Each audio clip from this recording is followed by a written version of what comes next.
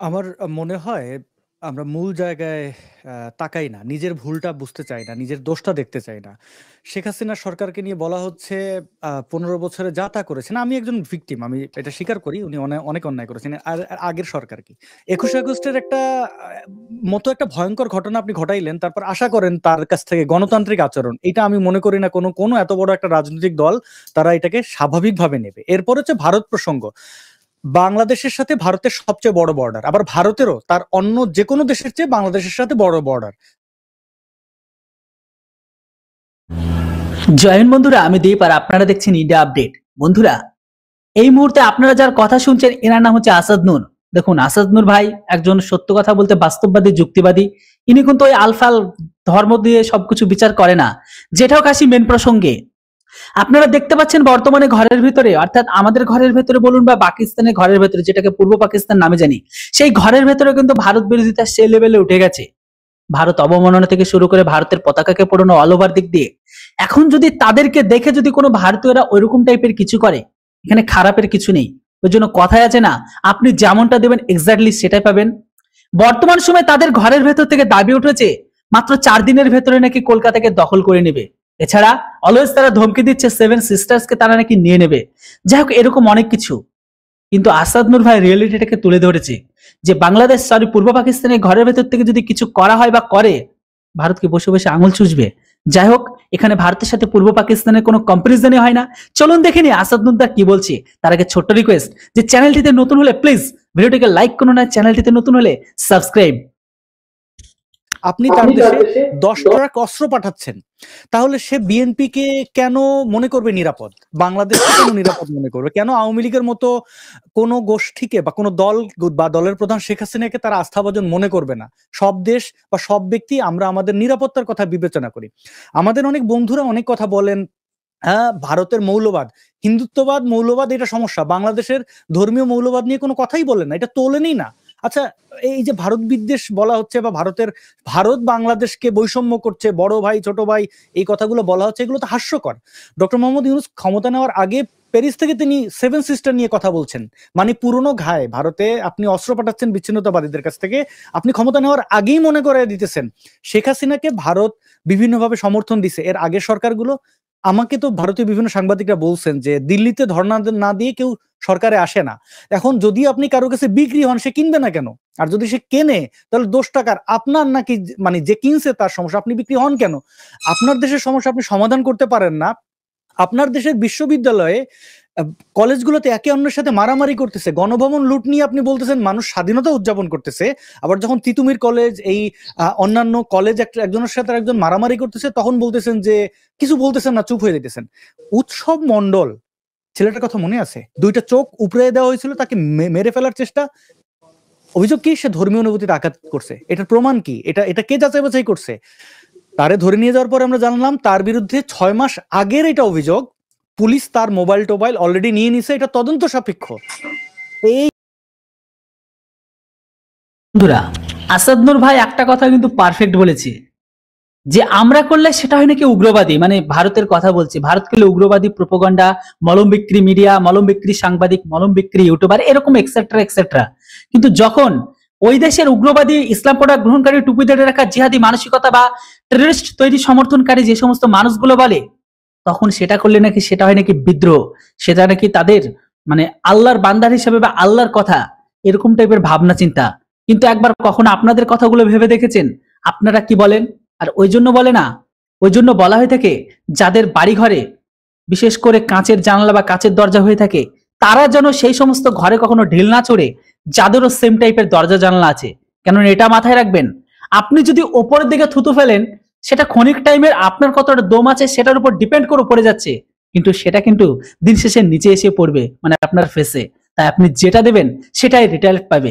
যাই হোক, চলুন আসাদুদ্দিন দা কি বলছে সেটা একবার শুনে নি। এই এই উন্মত্ত জনতা, এই তৌহিদি জনতা কারা? যারা তার চোখ উপড়ে দেয়, তারা মেরে ফেলে। কিছু মানুষ তো ঘোষণা দিয়ে দেয়, আমি নিজে নাস্তিককে হত্যা করেছি, কাফেরকে, মালাউনের বাচ্চাকে হত্যা করেছি, বলেছে না? এগুলো তো ডকুমেন্টেড। কেউ কি আমরা দেখেছি যে উৎসব মণ্ডল কোথায় তার বাবা মা, আমি একটু আগে দেখছিলাম, পালায়ে বেড়াচ্ছে? ওটা সাম্প্রদায়িক না, ওটা ওটা ওটা ওটা ভালো কাজ।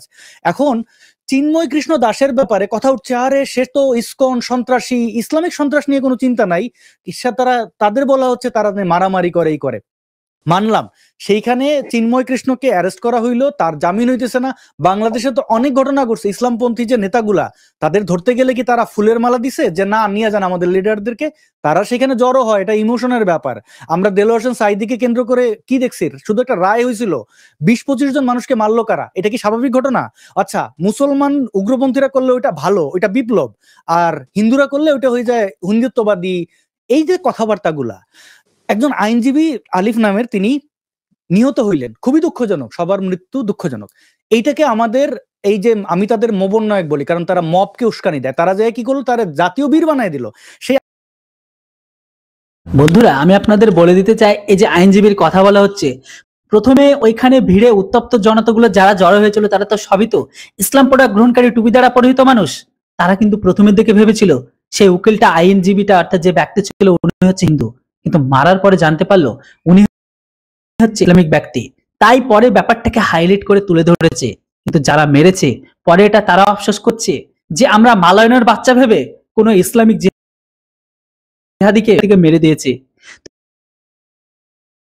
এই মানুষের মধ্যে তুলে ধরেছে, এমনকি এই ব্যাপারটাকে নিয়ে সেই সমস্ত দেশের ইসলাম প্রোডাক্ট গ্রহণকারী টুপিদারি রাখা ব্যক্তি বা মোল্লাতন্ত্র বা সেই সমস্ত বুদ্ধিজীবীগুলো বলে যে এই কথাটাকে নিয়ে তো কখনো ভারতের মিডিয়া বলে না। আরে ভাই, ভারতের মিডিয়া কি বলবে? ভারতের মিডিয়া বোঝে যে এটা যদি আজ কোনো মালায়ন হতো বা মানে সনাতন ধর্মী ব্যক্তি হতো, তাহলে কিন্তু তারা এটাকে নিয়ে ঈদ সেলিব্রেট করতো। আর এর জলজান্ত উদাহরণ আপনারা দিয়ে দিয়েছেন। আপনারা যেভাবে ভারত বিরোধিতা শুরু করেছেন, আপনারা কি ভাবছেন কোনো ভারতবাসীর কাছে থেকে আপনারা ভালো কিছু আশা পাবেন? কখনোই সেটা সম্ভব নয়। আপনাদের অবস্থা ভারতের ভেতরে আরো খারাপ হচ্ছে, আরো খারাপ করা হবে। আর রইল বাকি আপনারা কথায় কথায় বলেন না ভারতের সাথে নেপালের সম্পর্ক ভালো নয়, ভুটানের সম্পর্ক ভালো নয়, পাকিস্তানের সম্পর্ক ভালো নয়, শ্রীলঙ্কার সম্পর্ক ভালো নয়, ইভেন বাংলাদেশের সাথে সম্পর্ক খারাপ। তো একটু ভালোভাবে একটু পিছনের দিকে গিয়ে দেখেন, ভারত ছাড়া নেপাল অচল, ভুটান অচল, মালদ্বীপ সেটাও, মালদ্বীপের অবস্থা কি হয়েছে সেটা তো আপনারা জানেন। অবশেষে মইজু ভারতের হাত পা ধরছে যে আল্লাহর দোহাই লাগে, আল্লাহর বাস্তে আপনাদের দেশে নাগরিককে পাঠান, সম্পর্ক ঠিক করে নিয়েছে, কেননা জানে দিন শেষে ভারত ছাড়া কেউ যাবে না। আর রইল বাকি পাকিস্তানের কথা, ভারতের তরফ থেকে বা ফরেন পলিসি অনুসারে বলে দিয়েছে একই সাথে একই টেবিলে বসে যে একদিকে রক্ত অপরদিকে টেবিলে বসে কথা, এটা হতেই পারে না। যে কোনো একটা আগে বন্ধ করতে হবে, আর টেরোরিজম বন্ধ করেন তারপর অন্য কথা। চলুন দেখিনি আর কি কি কথা বলছেন এই দাদাটা। আলিফের ফেসবুকে যাই দেখেন তো, সে নিজে লিখেছে যে হিন্দুদের সে হত্যা করতে চায়, মারতে চায়। একজন হত্যা করার আকাঙ্ক্ষা রাখা ব্যক্তিকে আমি বীর বলতে রাজি না, এবং তাকে নিয়ে একদম পুরো অবস্থা খারাপ।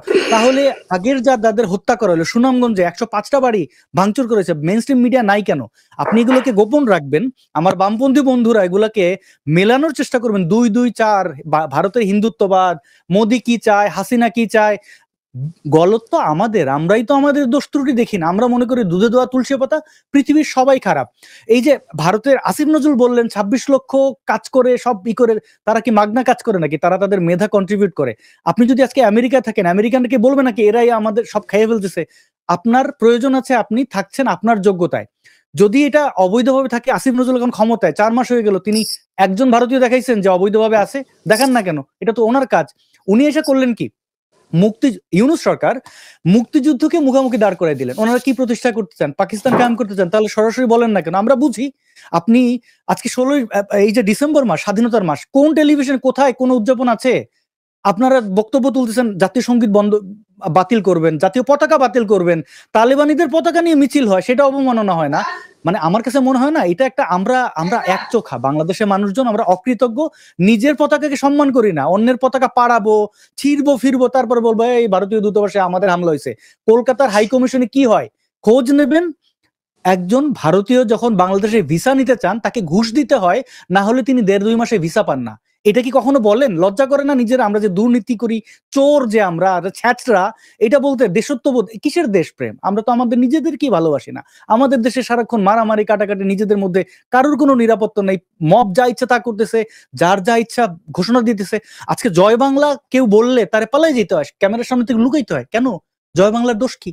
ক্ষতিটা কোথায়? এই উত্তরগুলো না বের করলে আমার কাছে মনে হয় এই আলোচনাগুলো বৃথা, এগুলো একদমই মানে নিজে হয় অন্ধ হয়ে থাকা অথবা অন্যকে অন্ধ বা বিভ্রান্ত করার চেষ্টা। তো বন্ধুরা, মোটামুটি আসাদ নূর ভাইয়ের কথা শুনে আপনারা বুঝতে পারলেন বাংলাদেশ অলরেডি মায়ের ভোগে চলে গেছে। এই দেশটার ঘরের ভেতরে থেকে কোনো সায়েন্টিস্ট বা কোনো বড় কিছু তৈরি না হলেও এদেশে ঘরের ভেতরে প্রত্যেক বছর ইসলামিক বিষয় কিন্তু বড় বড় অ্যাওয়ার্ড পেয়ে থাকে। আর এটাতে বোঝা যায় যে এই দেশের কোন শিক্ষা এগিয়ে যাচ্ছে। তবে এই দেশের ঘরের ভেতরে তালিবানি পতাকা নিয়ে যখন কোনো মিছিল বা কোনো প্রোটেস্টে বেরোনো হয় তখন সেটা তাদের বেলায় ঠিক, অথচ সেখানে যদি কোনো হিন্দু বিরোধ করে বা সেটাকে নিয়ে যখন হিন্দু কথা বলে তার বেলায় তখন সেটা খুব খারাপ। তারা বলে যে হিন্দু বিরোধিতা করছে, দেশের বিরোধিতা করছে, মালায়নকে হটাও দেশ বাঁচাও, এরকম টাইপের আরো অনেক কিছু। যাই হোক, বর্তমান সময়ে অল ওভার পরিস্থিতি নিয়ে যদি কথা বলি বাংলাদেশ অলরেডি মায়ের ভোগে চলে গেছে। বাংলাদেশে ধ্বংসের হাত থেকে কেউ বাঁচাতে পারবে না, কেননা আপনারা এর জন্য নিজেরাই দায়ী। আর কথাই আছে না, ইসলাম যেখানে আছে সেখানে মানে সমস্ত কিছু নিয়ে আসে।